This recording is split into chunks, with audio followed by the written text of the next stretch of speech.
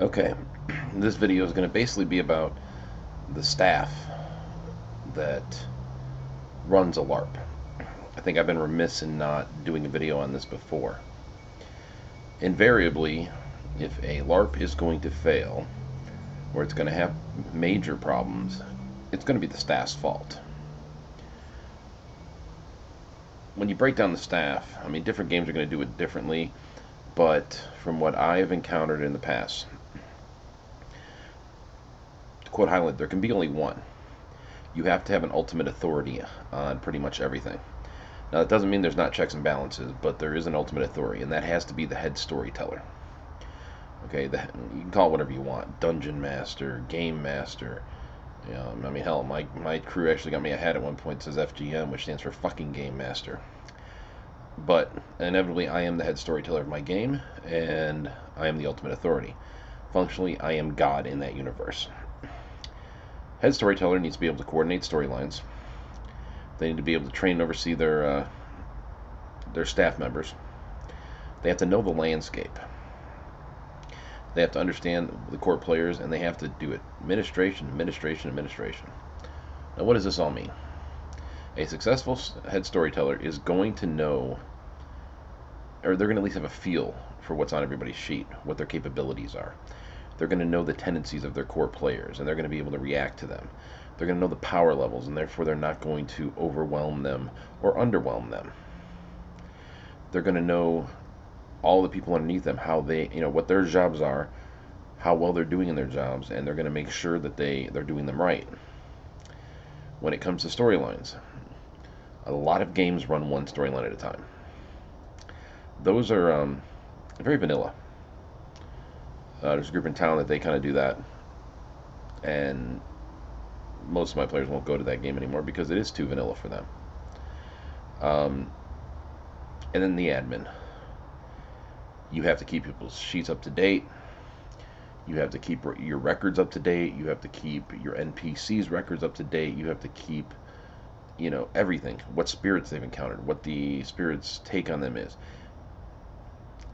Back in the day, that meant you would have notebooks and folders worth of stuff. That shows my age. Now it's, you have files and digital folders full of information. And that's information you want to probably have printed out in a spiral notebook somewhere, so that at game, if you don't have access to a computer, which I rarely have time to break out a computer, and I'm usually in a place where I don't want to break out a computer, you'll be able to go check something. Whether it's, somebody breaks out a name and you go, who the hell is that? You can go back and check and say, oh, okay, that's this random bureaucracy contact that you used 8 months ago.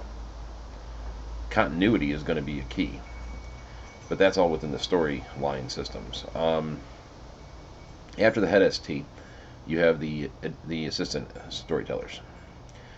They are the vice presidents of the game, I guess you'd say. For them, they have to know the rules.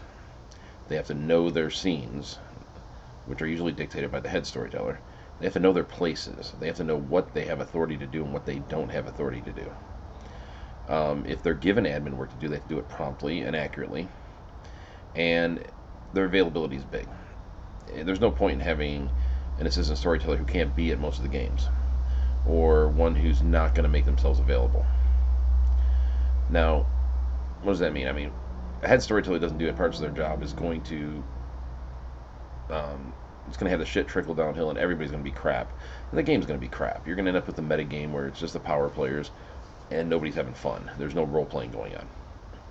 With the assistant storytellers, if you have one who doesn't know the rules, unless they're new and they're learning the rules, that crushes their credibility. Players will not respect them. They'll try to roll them and take advantage of them, and they will not.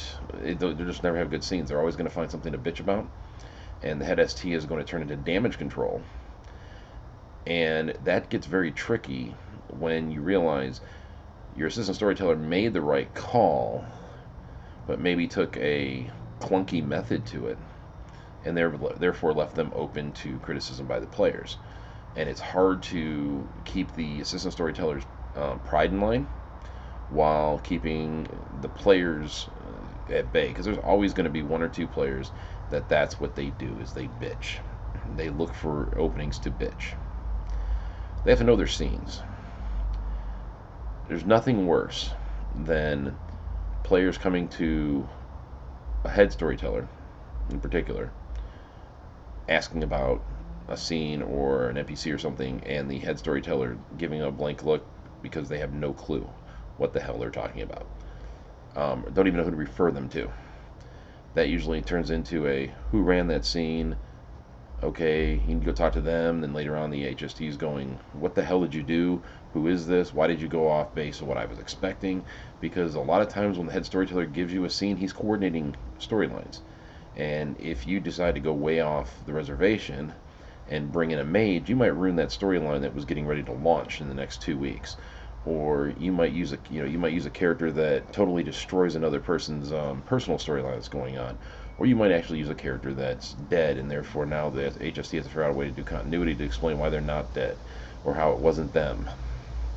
When I say know their place, if you have an HST or you have an assistant storyteller that has no bearing over certain tribes, or no bearing over the spirit world, they need to maintain what their place is. If you tell them all you're handling are going to be the mortals and the Fomori in this region, they need to do that. They don't need to go and pick up the BSDs somewhere else unless the HST tells them to. All that ends up doing is stepping on toes of other ASTs and adds more confusion into the mix, where the head storyteller then goes, well, who the hell did that, because it was never authorized. The admin work, if an AST is sent given work to do and they fail to do it, all that does is it throws a couple dozen pounds of weight on the HST's back, because that's more stuff they have to do. And there's no better way to burn out an HST than to have them start shouldering the entire load, because the ASTs are not shouldering their portion. When I talk about availability, this is a storyteller that is not present at game, has problems. If they're an online AST, if they are not reachable online, problems. But more to the point, when I say availability, it's I guess you say present availability.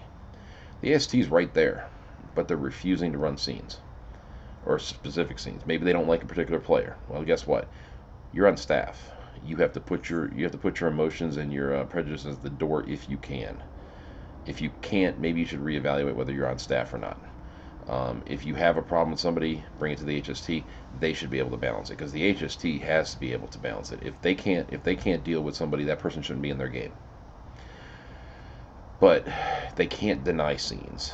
They can't put off players if a player comes to them and say, sorry, I can't run that, I'm in character right now. Part of the sacrifice you're making by joining staff is to give up your ability to run your character for any length of time, if you're allowed to even run one to begin with. So it kind of gives you an idea what my belief is, at least, on what assistant storyteller's role is in a game, a successful game. Then you've got, I'm just going to call this, it's a menagerie. It's your narrators, your web monkeys, and your desk Nazis. Okay, desk Nazis, those are the people who tend to handle sign-in. Sometimes they're the ones who fill out item cards, whatever it may be. Web monkeys, they either handle online scenes, or they're responsible for your websites and your web information. Narrators don't have the ability to think on the fly like your ASTs will. Narrators are usually handed specific scenes, almost invariably combat scenes, and they're asked to handle those or oversee those. A lot of times players will handle it themselves, and narrators just have to be there in case there is a dispute. They might have to check the traits on somebody, or they might be sitting there just in the back of their head counting, so they can sit there and go, hey man, that was your third brawl. You just said second. You did bid 3. It kind of keeps people in line. Key to being a narrator is know the rules. Know your scenes. Do your job. For desk monkey and web monkeys and desk Nazis, it's usually do your job. Okay. If it falls into a narrator-esque capacity, then you got to know the rules, and you have to know what you're allowed to do. The last position I'm going to approach, at least, is the player representative. Well, not true. The last major staff position I'm going to approach is the player representative.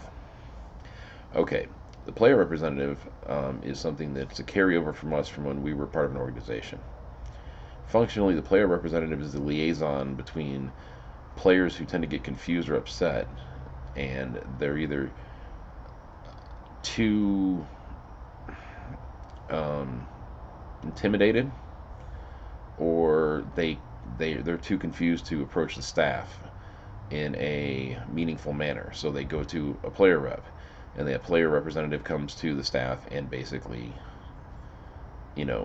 portrays what the problem is, and they get an answer. Then they'll bring it back to that person on their level. Sometimes the player representative has to know the pulse of the players, because sometimes the staff, like in my case, we will bring the player representative in and say, what do you think the players would think about this? And they'll give their view. A player representative has to be another neutral person. They have to actually talk to the players, and they have to have a good feel for what they want, or what what maybe their gripes are, or their confusions are, and so on. I did mention checks and balances and all that. The player rep is the best checks and balance you have on a head storyteller, because they represent the players.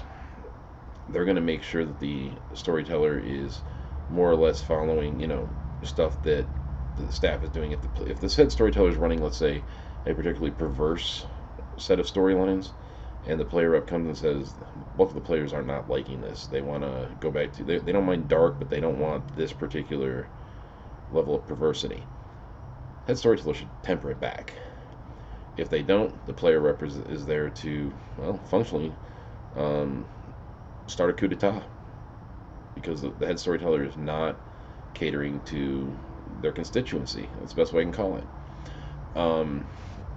They'll also make sure that if you have a due system to pay for the paper and everything else that you're using in game, that the head storyteller is spending it in the right way. Those are your checks and balances. Now, other staff positions, you're going to have, there's some games that are going to have tailor-made positions, and then there's the two key positions that I've put into use at times, but not always. One is the spirit guide. It's usually somebody who's basically at AST level who handles all spirits. If somebody summons a spirit, they're going to put the personality to the spirit, and they're going to keep track of that stuff. If somebody meets a new spirit, they're going to approve it, and they're going to do this. I tend to take that onto me as head storyteller. It gives me a better feel for the landscape, as I've mentioned before. A spirit guide in a Guru game is the one person past the head storyteller who can best screw up a game if it's done poorly. I have played damage control many times by allowing spirit guides that didn't want to do the job, were prejudiced in their way of doing the job, whatever it may be. So I'm not a big fan of the position. I just tend to like to keep it kind of, close to my vest. The other position would be, some people call him a kinfolk narrator or an NPC narrator. Basically somebody who simply plays those NPCs so that the head storytellers can be free to run the bigger storylines. All of this has to mesh, and so you have to have, the head storyteller has to have control, and the ASTs are there to basically make their will known to the game, or make their will to the storyline happen, or present it there. You present the options to the players, and you see which way they go. The narrators are there to basically stopgap. They're going to run scenes because there's nobody available, or it's not big enough for the head storyteller or assistant storyteller to handle, because we know we've got something else that's starting in a few minutes.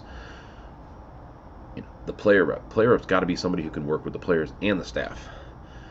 All of these things have to mesh together for it to be a successful staff. If you don't have a successful staff, you don't have a successful game.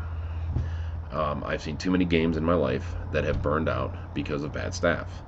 I've seen orgs that have functionally burned out because they had bad administrative, which would be the staff of the staff in a way. So if you're going to be running a game, if you're going to be starting a game, even if you're trying to revamp a game, you might want to look at some of this stuff and figure out exactly how your hierarchy is going to be. It's Guru. The Wolf Way is all about hierarchy. It's the hierarchy of dominance. You have to have that with the storytelling staff as well, because it friggin' works. You have that one person. So guess what? When I say this is the way we're going to do it, or this is the rule, nobody's going to question it.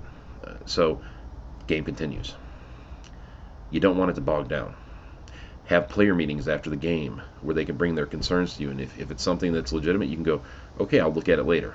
We'll have a staff meeting and we'll talk about it, and we'll look at a potential alternative, or we'll see if this is the best route that we have. You have to say that sometimes. There have been several additions to the game. LARP in particular is kind of bare bones. If you really want to get in depth and you want to find out what some of this stuff really means and how like certain rights are supposed to work and so on, and why things are that way, you have to go back to the tabletop and actually read the filler space. I mean, you got to read those those descriptions they have. That's something tabletop did really well, is it fleshes out the genre. And if you're not going to use that to flesh out the genre as a LARPer, you're doing a disservice to your players. You're doing a disservice to your game. So, as I said, that's just my take. You need to set something up. I personally think you have to have a head, and then you kind of pyramid it out after that. I have seen it tried many times where you have multiple heads, and I hate to say it, but the Hydra doesn't work. The heads will turn on each other because inevitably one thinks it's a bigger head than the other, or the players will start mommy-daddying them. And if you sit there and say, okay, you're full of shit, I know we can handle it, all I'm going to say is just in the back of your head, when it does go wrong, just hear my voice saying, I told you so, because it will. I have yet to see a game that's pretty much run by a committee that has lasted for very long. Or if it has lasted, it has gone through such major drama explosions that it's unrecognizable from the original game because it drives a lot of players away. I have veteran players. I mean, I should say I have everything from veteran players down to complete novices. I have somebody who joined the game who's never played before. That just happened. I've got players that have been playing in LARP since the early 90s, including myself. So diversity does speak volumes in my opinion. I've got all the age ranges. I've got a good balance to males and females. I've got a good balance to gays and straights. You name it. I've pretty much got some balance on most fronts. So other games should be striving for something similar, if not better. I'd prefer better. I know I don't like to think of my game as the best there is out there. Maybe it is, maybe it isn't. For me, it is. For other people, there's always going to be something better. And actually, I really like to see something better out there, because maybe that's something that at some point I'm going to be able to go to and experience. I have an event game coming up, which will probably be another video about the anatomy of event game coming up, but I like having people come in that we haven't played with before, who are going to travel to the game. They're going to get a feel for our game. They're going to bring their unique experience in style to our game. It makes us better. And the staff is your epitome of, example setters. If your staff is trying to get better, your players will try to get better. It all rolls downhill. Lead by example. I guess that's all I'm going to say on this subject for the moment. Any comments would be appreciated, and I'll respond to them. Other than that, weather's warmed up enough, so I'm probably going to be putting up a few more videos. I'm going to try to start fleshing out the last of the LARP videos when it comes to the changing breeds I haven't done yet, and some other elements to it. And then I'll see where I go from there. Have a good one, guys. Ciao.